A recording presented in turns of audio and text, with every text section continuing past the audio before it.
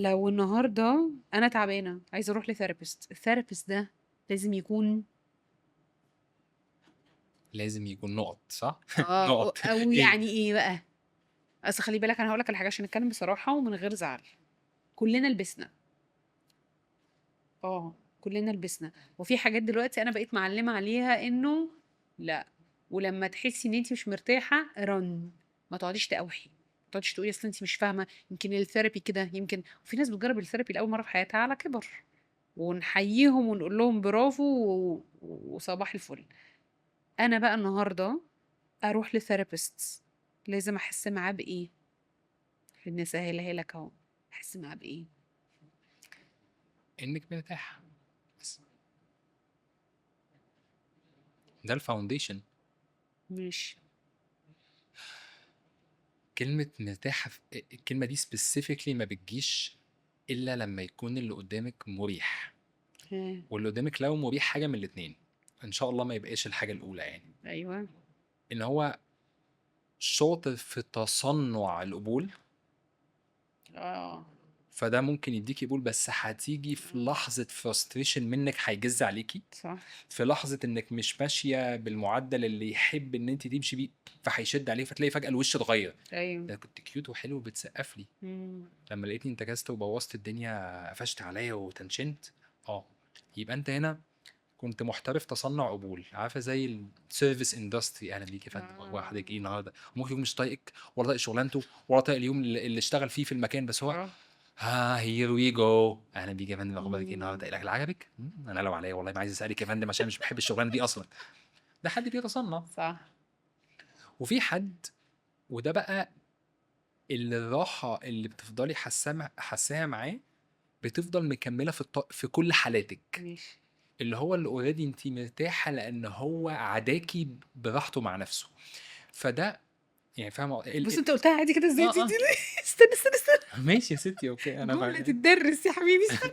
طيب خلاص ماشي اوكي. انا اتعديت من راحته هو مع نفسه. يس يس. ف بصي، اه ال ال في حاجه اسمها نون فيربال كيوز، او الاشارات الغير لفظيه. ماشي. احيانا ممكن تبقي قاعده مع حد رغم ها. ان هو ما نطقش كلمه، ايوه.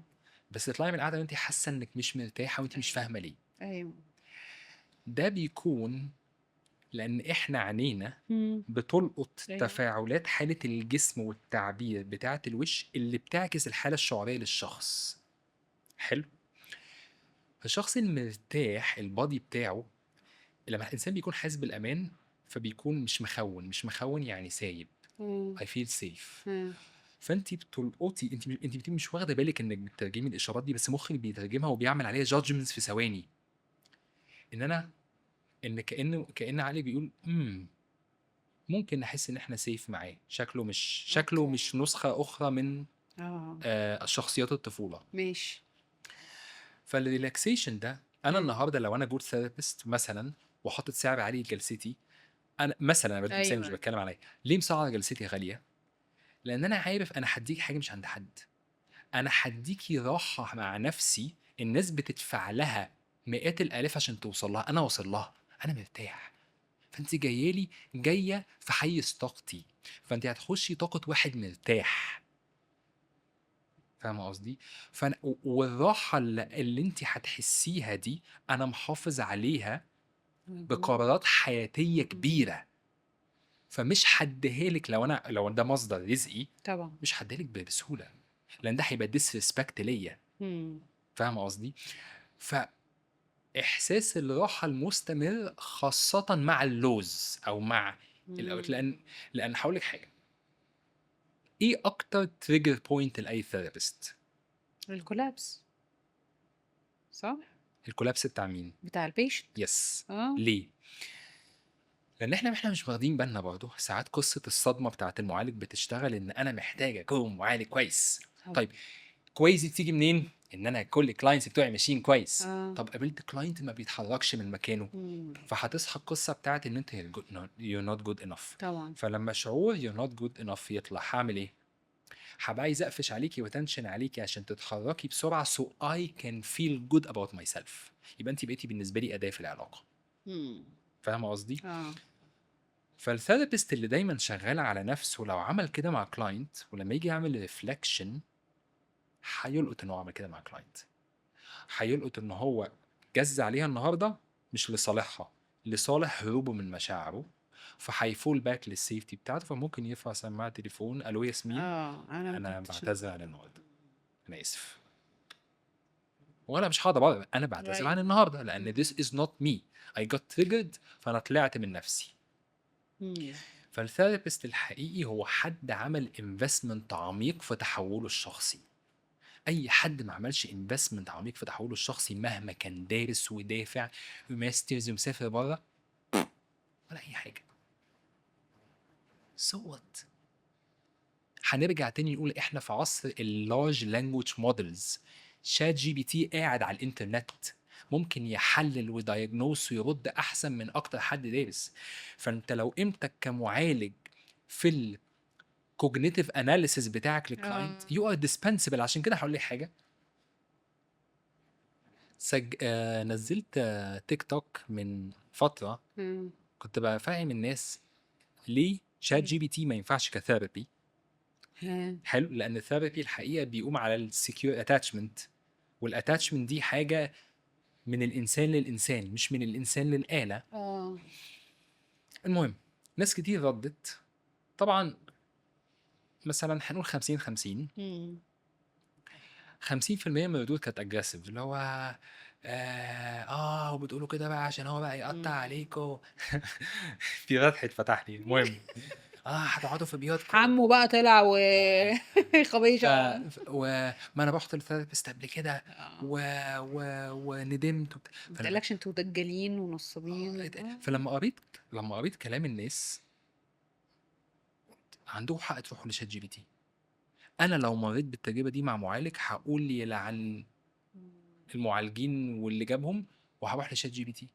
فللاسف اللي يخوض تجربه وحشه مع دكتور مش متعالج، جادجمنتال، كنترولينج، لما نيجي الاقيه بيسيبه ويلعب في المعالجين بصراحه انا لو مكانك هعمل كده.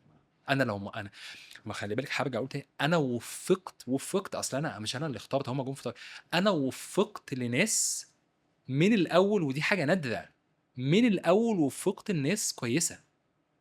فهرجع تاني اقول ده اللي خليني اقول يعني يا راجل عيب عليك، ده الفضل واسع اهو، ومن الاول ومعالجين زي الفل، ومن الاول طب خلاص بقى، ده انت ربنا كانه بيقول لك ها هتعمل ايه باللي عندك، عيب ما انت فين. فعشان كده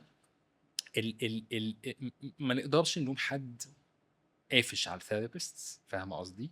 you have to have the empathy انك to be in his shoes او her shoes. ده انا بقول لك ايه، حرام الناس بتمر انا بحاجات الناس كانت صعبه. بتقول عليا ان انا عندي امباثي، ده انا اكتشفت ان الامباثي بتاعتي حقيره جنب الامباثي اللي عندك. وانا انت شفت اكتشفت ان الامباثي بتاعتي حقيره جنب نور. والله العظيم ما انت دايما بجد بتقابلي ناس اعمق. ايوه انا اكتشفت. انا اصلا كنت مفكره ان انا النهارده كنت بفكر ان انا تو جيفتي الكتاب اللي غيرني اوكي بشكل رهيب.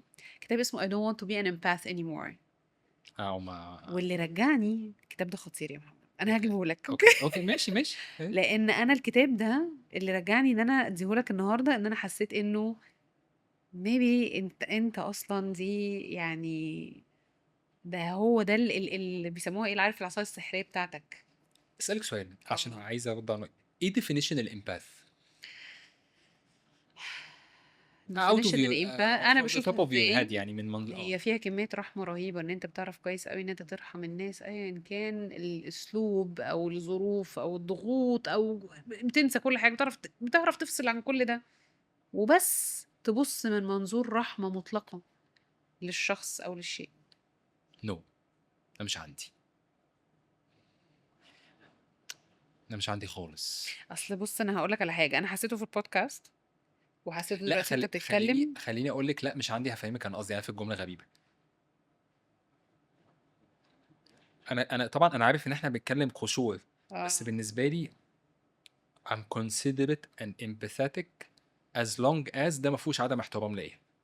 عدم احترام ليا ان انا باجي على نفسي عشان اديك امباثي، فانا مش واخد بالي ان انا برجع للجيم بتاعك، يمكن لما اديك تديني. اوكي. انا بديك بس لما اكون قادر، لو انا مش قادر هقولك ان انا مش قادر. دي النقطه.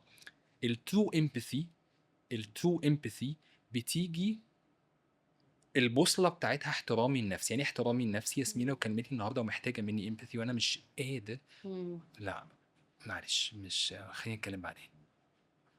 فعالم الامباثي ده ممكن يبقى ايه ده ما قدرنيش. ايه اللي ما قدرنيش؟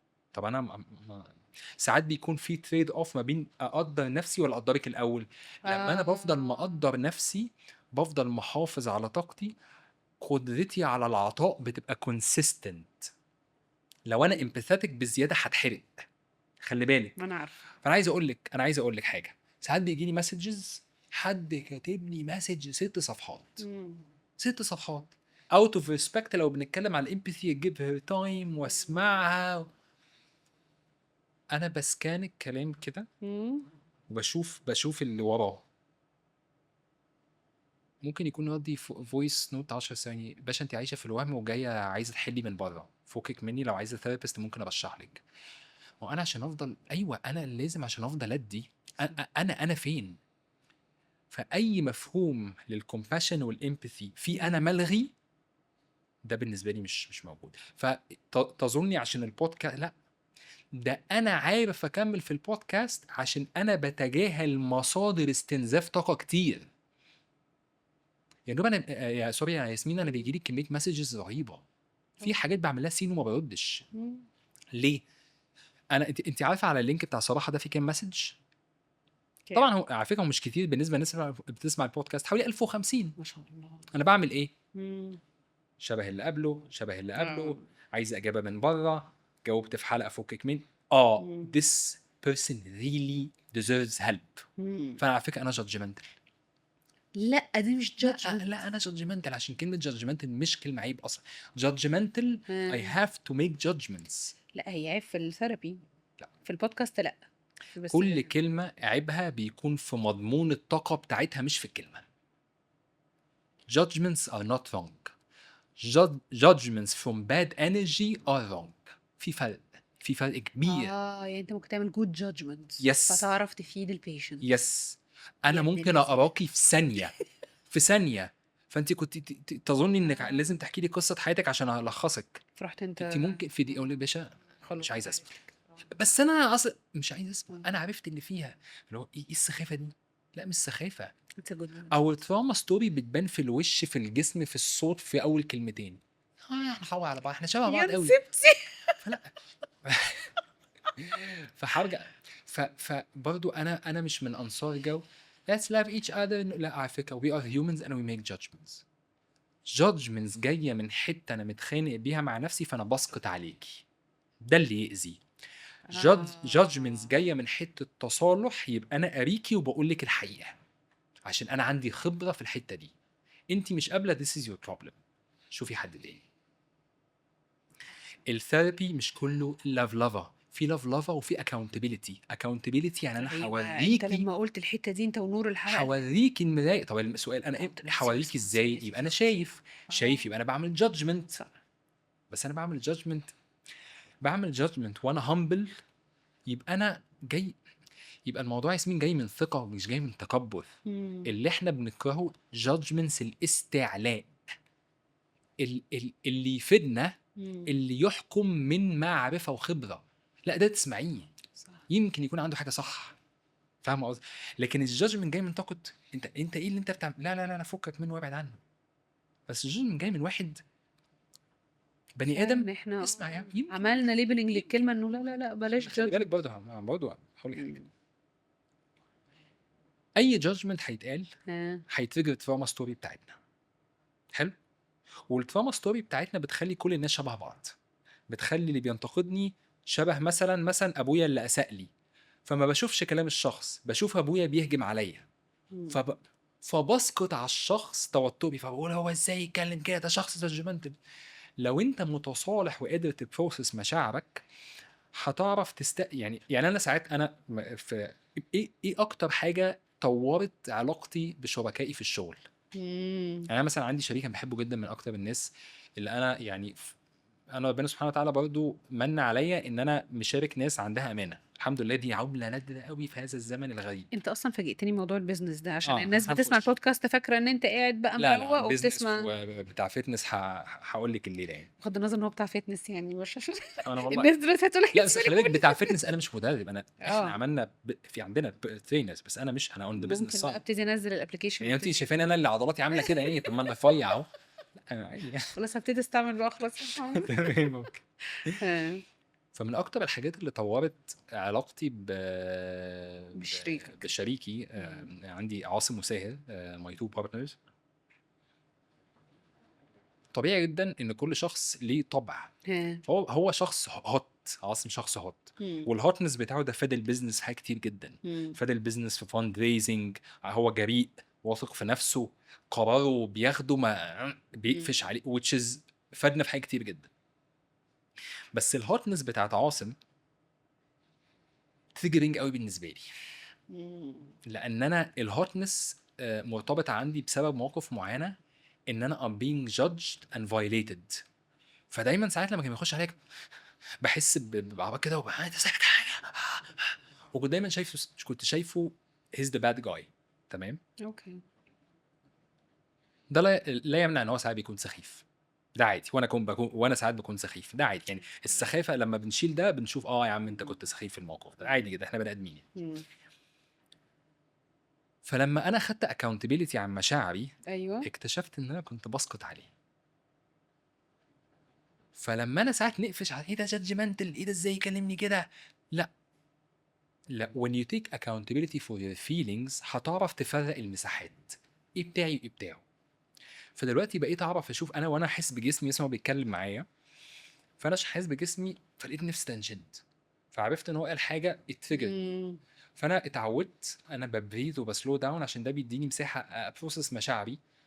البروسيسنج يعني سلوينج داون، يعني اوكي. بهدي ما اوكي. بتكلمش يعني، ماشي. بهدى عشان استوعب اللي حاصل جوايا. عشان كده لو تاخدي بالك ساعه ما بتكلم تحسي ان هي قفلت كده، اه. انا متعود اعمل كده عشان اجمع، عشان الكلام مم. يفضل جاي من جوه. لو الكلام جاي من بره مش هتنفس ومش هبلع ريقي، هبقى عامل كده. بس انت عايزه يعني بحاول ان انا القط انا عايز اقول لك ايه، فتلاقيني باخد محطات كاني عايز انام وبطلع تاني. ده انا اتعودت على كده بصراحه. اوكي. فلما عملت الاكاونتبيلتي دي، عرفت ان في جزء يخصني، في جزء يخصه. ها. فساعات you need triggering people in your life، لان الحياه كلها لو ناعمه وظريفه ومفيش حد بيخبط الجرح بتاعك، اللي تحت هيطلع، اللي تحت لازم يطلع عشان تشوفي ان هو بيطلع. التريجرز انعكاس للصدمه. ها. كل لما انت تبقي ايزي تريجرد معناها ان الصدمه صاحيه، يبقى الحياه قاعده تقول لك في علاج نفسي محتاج يحصل، you have to heal.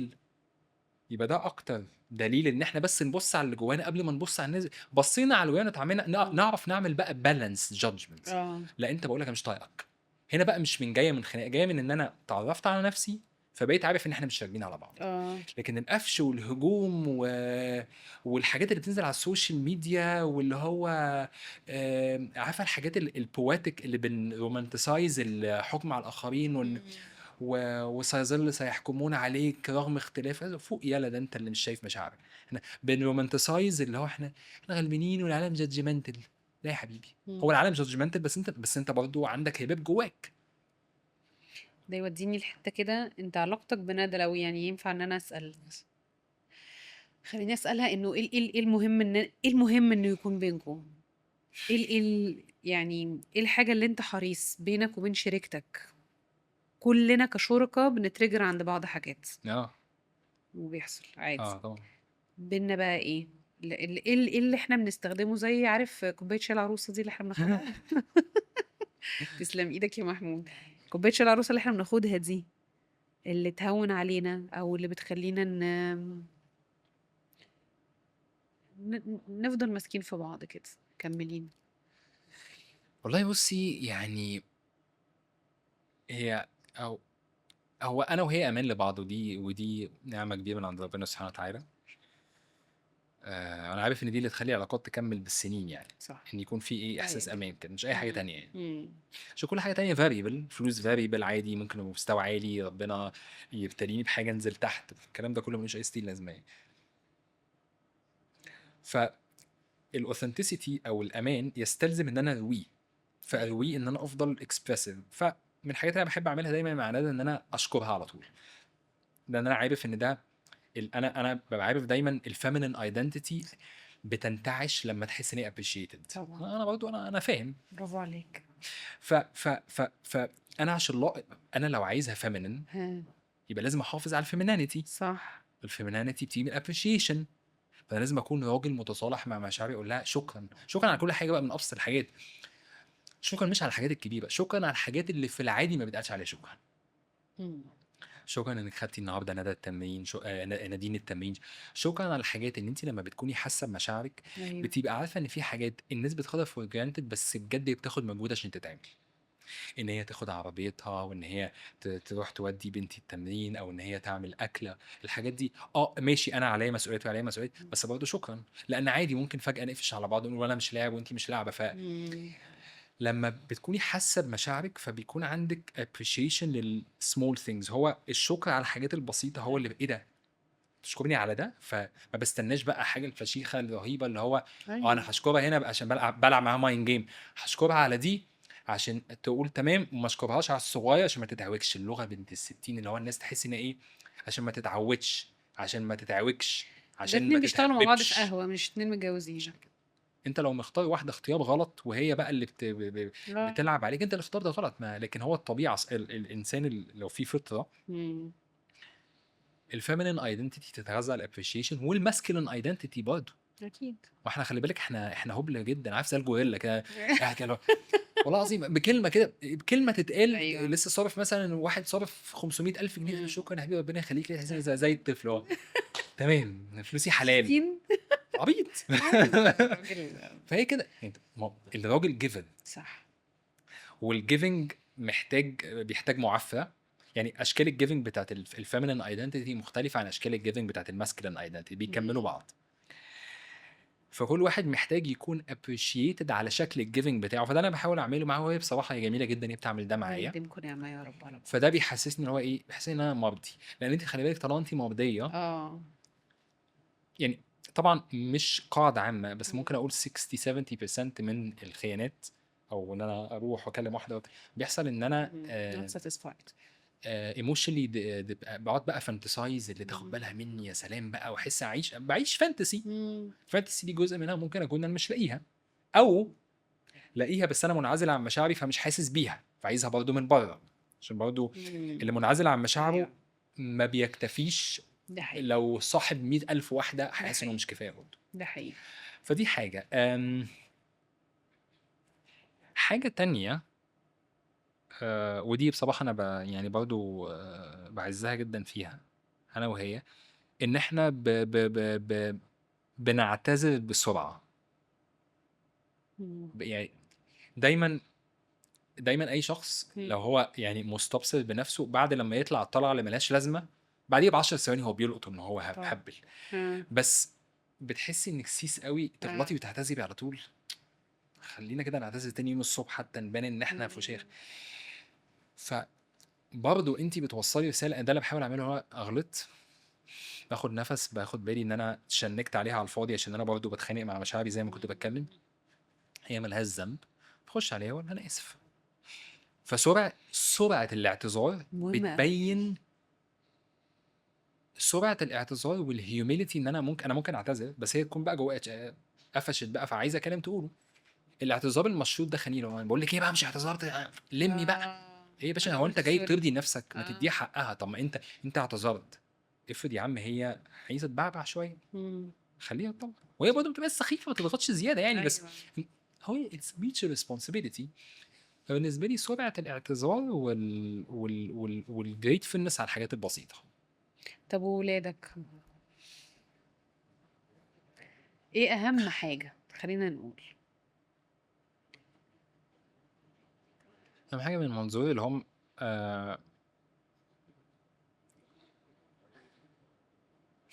ان انا ابقى بريزنت. ودي اصعب حاجه في الدنيا على فكره، ان انا ما اكونش قاعد معاهم ماسك الموبايل. ان انا اديها الوقت بالشوطه مش بالشوتي. نفترض ان ساعات الشوط بتاعي بيكون سخيفه، بنتي عايزاني اقعد العب معاها ساعتين بلاي ستيشن وانا مش طايق نفسي. ولو مش طايق نفسي which is نقطه برضو من الحاجات المهمه في علاقتي مع بنتي، لما اكون مش طايق نفسي بقول لها بصي يا حبيبتي مش قادر النهارده، عشان انا اكتشفت ان انا لما باجي عن نفسي انا باجي عن نفسي لمصلحتي مش لمصلحتها، عشان انا بهرب من احساسي بالذنب اه which is not what she needs. هي ممكن تكون محتاجه ان بابا تحس ان هو انسان، ايوه معلش حبيبتي ان انت اشتغلت كتير فبكره الصبح نلعب مع بعض. طالما هي مم. بتثق فيا فهتعرف، هتطمئن ان وعدي هيتنفذ. فاكتر حاجه بحاول اديها لبنتي ان انا اكون بازنت بصراحه، لان انا عارف خاصه مع البنات ان انا يعني وصفه ان انا ابعت بنتي ان هي تكون فريسه لكل الرجاله لما تكبر، ان انا ما اداش اتنشن. صح انا كده مهما صرفت عليها ومهما عملت، فريسه سهله لاي حد يوعدها بشويه اتنشن لان هي ما خدتوش من البيت. فانا بصراحه اهم حاجه بالنسبه لي وبرضه هرجع اقول مش سهله، ان انا شخص برضه ساعات بتعب وساعات بكون منفصل عن كلنا نفسي، مم. ان انا بحاول اشبعها اتنشن. وتشبيع الاتنشن مش بالضروره بيحتاج انك تعمل، ساعات بيحتاج انك تكون موجود وبس. هي شوف هي عايزه ايه بقى. ساعات بتبقى عايز تلعب، عايز بتاع الكلام ده كله. الاتنشن بشروطها مش شروط العيال محتاجه تضحيه، مم. لان احنا برضو لما بنحب ندي باللي احنا بنرتاح نديه. انا برتاح ادي فلوس عشان احس ان انا فدت بنتي. يا عم هي مم. مش عايزه منك فلوس يا عم، ما هي مستوره وعندها هدوم في دولابها، دي بنت صغيره. هي مم. عايزه بابا، عايزه تقرا لها قصه قبل ما تنام، عايزه تنام في حضنك. لا معلش مش فاضي. خلاص بقى ما تسعش وتقول انك عايز تديها اللي هي عايزاه، انت عايز تدي اللي انت مرتاح تديه.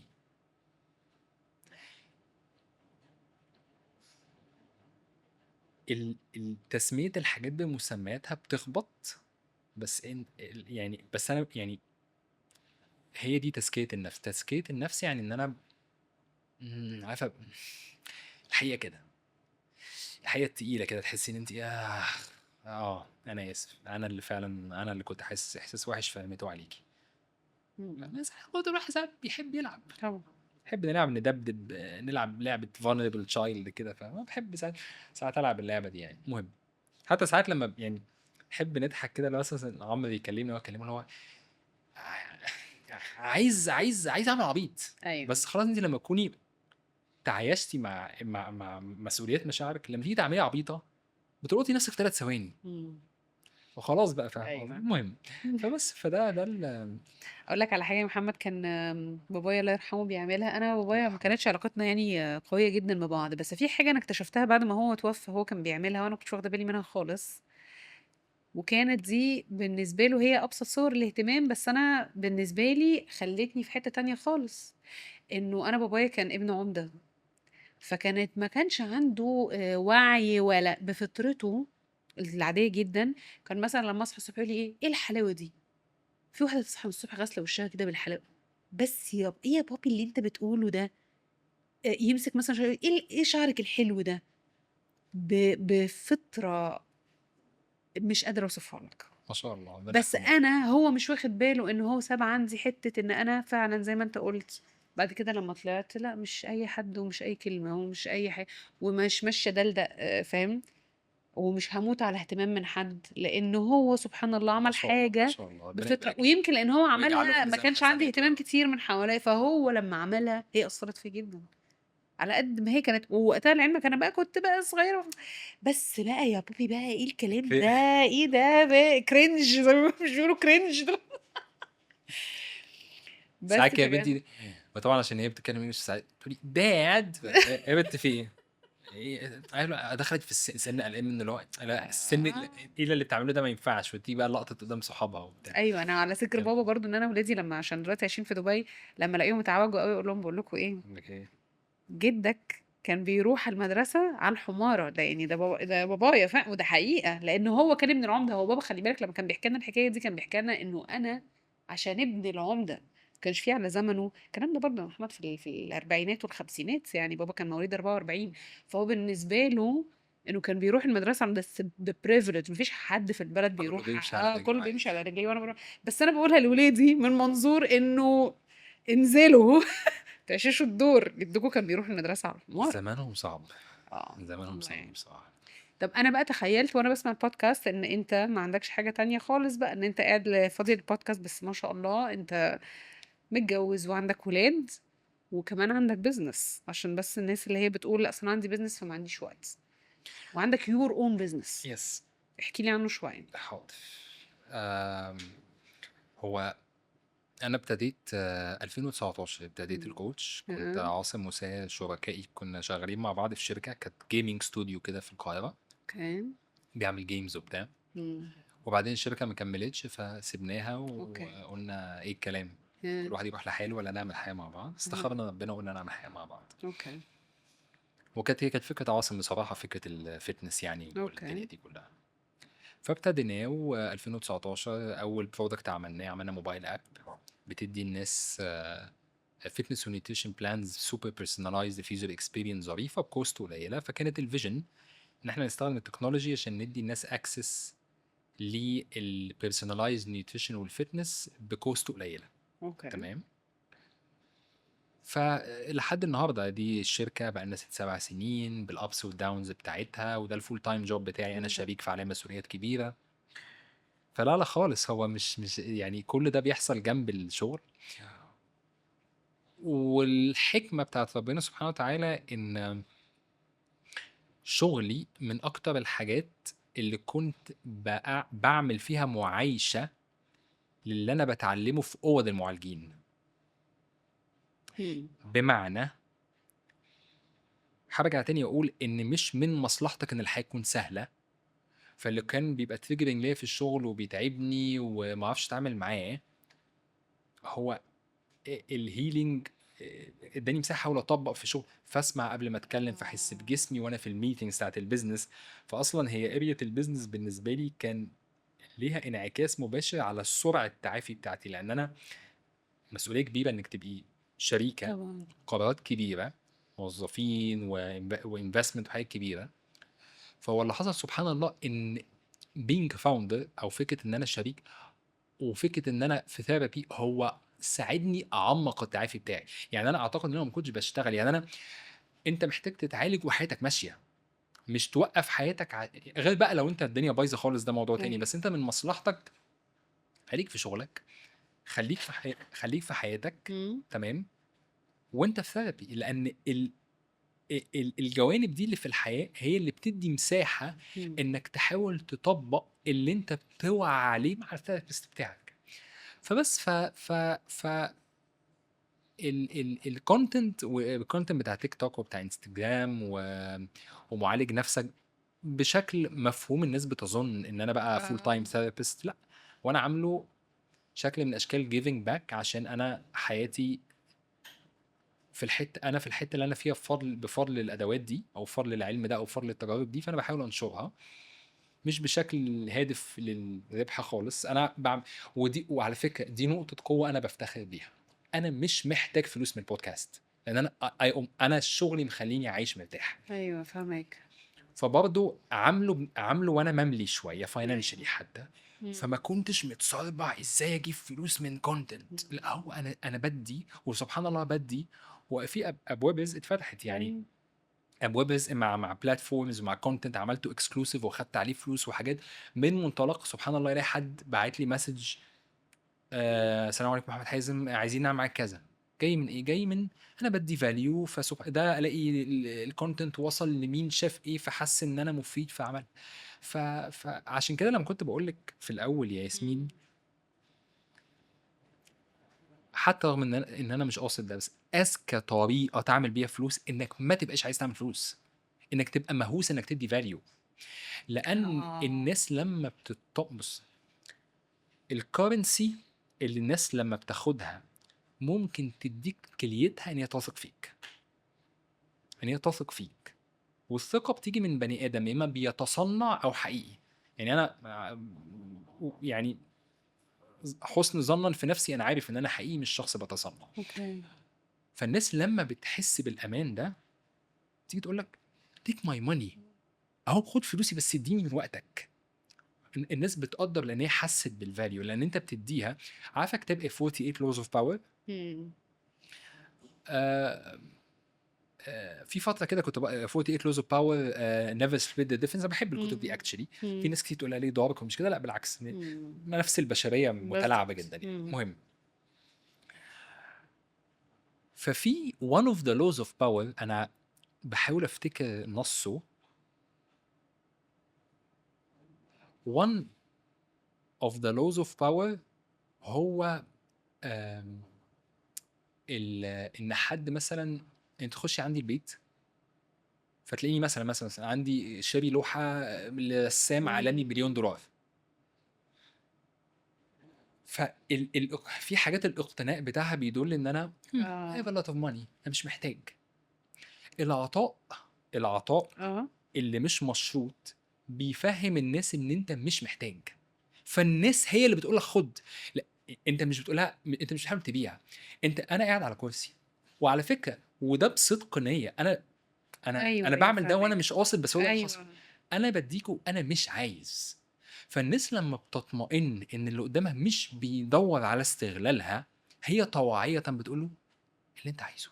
انا لو بدفع 1000 اديك 10، انا لو بدفع 20 اديك 100، لان انا اطمئنيت ليك. احنا بندور على السيفتي يا جماعة. عشان كده الكرنسي الحقيقية لأي شخص يغير حياتك هو أمانه مع نفسه، لأن انت بتنهلي من الطاقة دي. لو حد ما عملش ترانسفورميشن داخلي he has nothing to give you. علم ايه؟ هرجع تاني واقول احنا في عصر الاي اي is super smart human.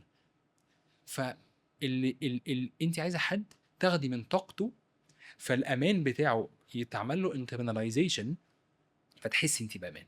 ده اللي ممكن يعمل ترانسفورميشن في حياتك. اللي يعمل ترانسفورميشن في حياتك انك تحسي بالامان، تطلعي اللي عمرك ما كان عندك الجرأة تطلعيه.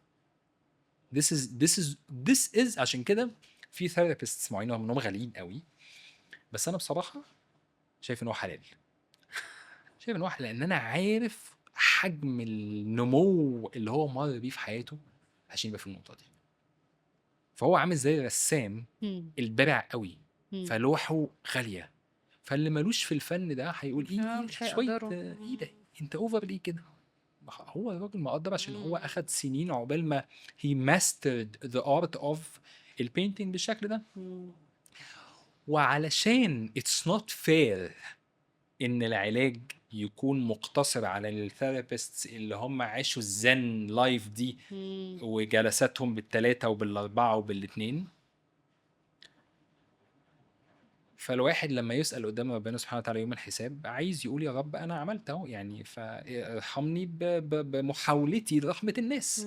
لأن الرحمة هو إن أنت تدي الناس unconditionally، لأن إحنا عايشين في عالم كل حاجة بفلوس، وكل حاجة بفلوس، يعني كل حاجة بفلوس ومارجنز عالية قوي. اللي ف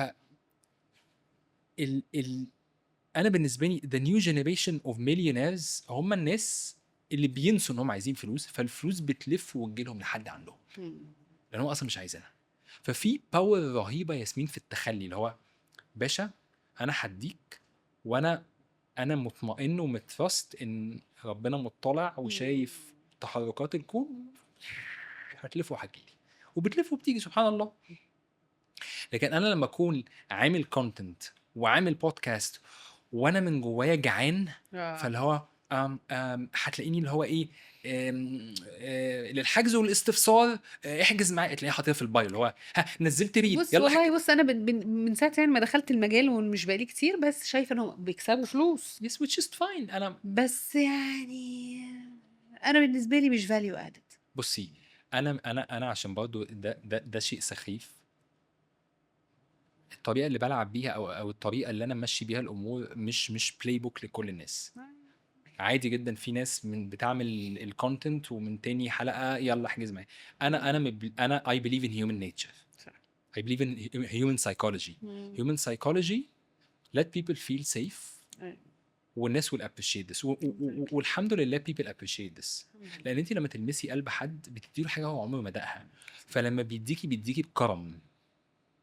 ادي بكرم عشان تاخدي بكرم، ولو اديتي بكرم وما خدتيش بكرم وتنشنتي يبقى انت بتلعبي، يبقى انت بتلعبي بالكرم. الكرم مش جاي من طاقه هيلينج، جاي من ان انا بلعب، يعني انا هديك كتير عشان تديك، فانت ما اديتنيش كتير، لا ايه بقى اسكم عليك. ادي بكرم جاي من حد متعالج نفسه يساعد. فالكومنت الحلو اللايك انا راضي بيها، ده معناها ان انا الناس مقدره اللي انا بعمله، فده شيء عظيم. بس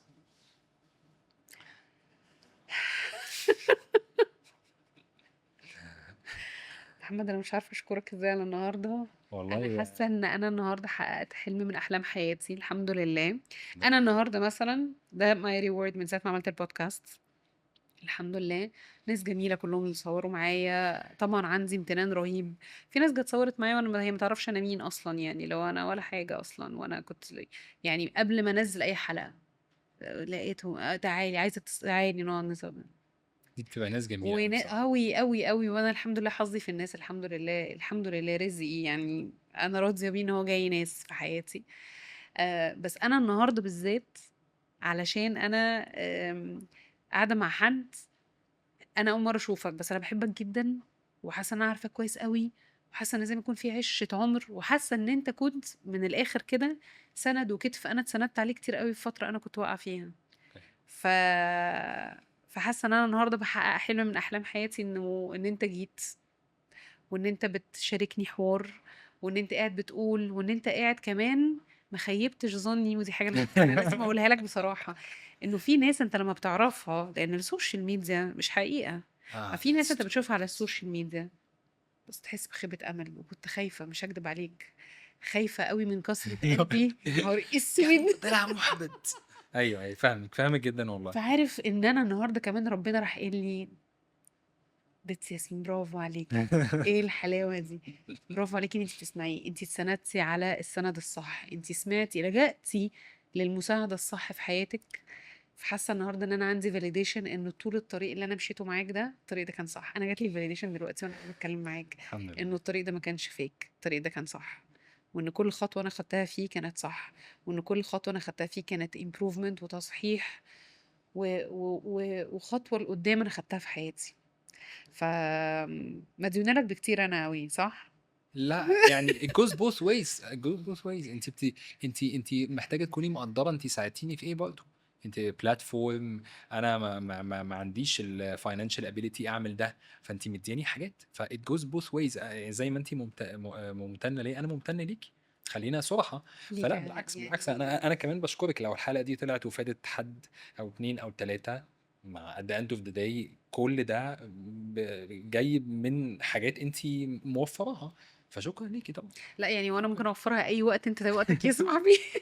هنا في دبي في يا باشا اسكندريه، يعني بص انت بس تقول لي انا فاضي ربنا يعني. يخليك يا رب، والله ربنا وربنا يخليك يا يا رب ياسمين. دايما يقويك، ويديلك الابيليتي ان انت دايما تبقى كتف وسند، ويوقف لك ولاد الحلال زي ما انت كنت ابن الحلال اللي واقف لناس دي كتير دي قوي. دي دي, دي اكتر حاجه ببقى يعني بتمناها فعلا، ان هو ان فعلا يعني إن ربنا ييسر للواحد الناس اللي هي ايه، تحسسه ان هو يعني كونك نفسك مش عمليه خسرانه، كونك نفسك عمليه كسبانه. فاهم قصدي؟ فبس. يجعل رزقك كله طيب. انا دايما على فكره بدايلك لك الدعوه دي بعد الحلقه، اقول رزقك بقى ده يجي لك في نوليدج تفيد بيها الناس، يزودك ويجعلها رزق طيب ليك، ويجعل لما تجيب مثلا تمنشن انت ولادك او ندى في الحلقه، افضل اقول يجعل رزقك طيب دايما، يجعل رزقك طيب يعني ربنا يخليك يا ياسمين، ويعافيك، عشان ربنا دي يعافيك دايما يا رب. الدعوه اللي انا بدايلها للناس كلها. و... وانا بشكرك قوي قوي قوي يا محمد. شكرا. نشوفكم على هواف جديده ان شاء الله. متشكره جدا لمحمد ولكل الشباب اللي كانوا موجودين معانا النهارده.